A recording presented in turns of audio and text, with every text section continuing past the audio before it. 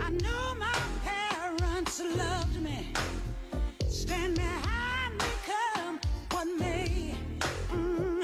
I know now that I'm ready, yeah, for I finally heard them say, it's a different world, ooh, than where you come from.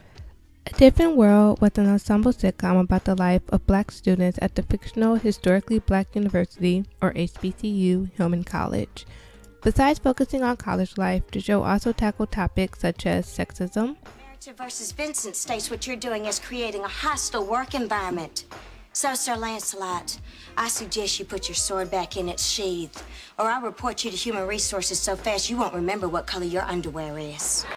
Racism. No matter how many degrees I get, all you people see is color. Your grandfather was an immigrant. You're American. My grandfather was born here, Duke. And you people still look at me as just another nigga. Class. A bit of change that you spare may save someone from starving. The bottom line is, this is America. Anyone can go to social services and get food stamps, a place to stay, whatever they need. You can't get federal aid without an address, Ron. And current events. They're getting ready to announce to you about the Kingsbury. Oh, we know what they're gonna say. Guilty, guilty, guilty. Everybody saw that videotape. First created as a spin-off for The Cosby Show, A Different World focused primarily on Denise Huxtable, played by Lisa Bonet, until she left after the first season, and the focus shifted to Whitley Gilbert and Dwayne Wayne for the next 5 seasons. While the show was successful, especially with the Black community during its run from 1987 to 1993, A Different World has gained a cult following with the Black millennial generation, who was either born after the show aired or was too young to remember watching the show in its original run. So take me for example. I was born in 1996, 3 years after the show aired. So my first experience with the show was watching it as reruns in my mom's room on her television. But as a little girl, I didn't know how to explain it then, but it offered a sense of comfort and familiarness, even though I was a little kid and I was not in college, didn't know anything about college. Oh, you can say goodbye to your cute little friend, Freddie Brooks. From this day on, it's gonna be Winifred. No, better. Winnie. And I want you to help me. Well, I'm flattered, but I don't think I have time for a project of that magnitude. My favorite characters were Whitley Gilbert and Freddie Brooks for how silly, confident, and different they were. I was a very shy child, but regardless, I saw myself in them. And not only did I feel better about myself watching them, they gave me something to aspire to as I got older. I realized just that this is not uncommon. But this does pose an interesting question. Why do Black millennials so closely identify with A Different World? I mean, technically, it's not one of our shows, in the same way that, I don't know, Saved by the Bell, for example. Saved by the Bell isn't a millennial show. Most of us grew up on the series, mainly in syndication, but during the time of the air and production, we weren't the audience they intended to appeal to.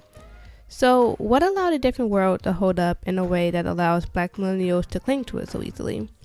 The answer is that the show is equipment for living. Even better, the show is equipment for living given to us when we were incredibly young. When I asked other Black millennials, their response was usually about how a character on the show gave them an affirmation to hold on to growing up. A Different World challenges hierarchical binaries in place that dictate how Black people are seen in a way that lessen the guilt of Black viewers, regardless of age, who don't fit that binary or wish to rebel against it. This allowed dark-skinned Black girls to feel proud about liking school or being smart. That separates the peritoneal cavity from the heart cavity is the pleural septum. No, that's tissue in the lung. What? Allow being Black, opinionated, and smart to coexist in one person without shame. One or anything else. Looky here, we got the collar. Hi, my name is Lucy, and I totally agree with you. People don't listen and they should. Well, thank you, Lucy. gave permission to question what it means to be black and masculine, etc., because viewers with these qualities, questions, and worries felt or feel redeemed in watching this group of characters experience the same things and still be accepted in this community. Similar to the Cheers or Friends phenomenon, A Different World's popularity amongst black millennials stems from the personalities and dynamics on the show, offering viewers a fictional community from all walks of life whose experiences on the show gives them social support. Just like you want to be in a place where everyone knows your name, or want someone there for you when life is stuck in second gear, you want to know that if you focus on your goals, you can make it in a different world than where you come from.